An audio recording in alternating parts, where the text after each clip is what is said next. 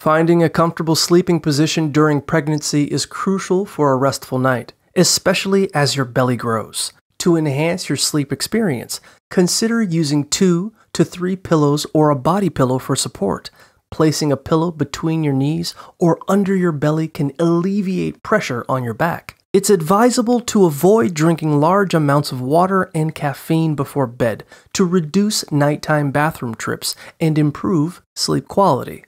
Eating several hours before lying down can help prevent heartburn and ensure your mattress is firm for optimal support. Keep your bedroom dark and cool and practice relaxation techniques to unwind before sleep. Experts recommend lying on your left side for better circulation and nutrient flow to the baby.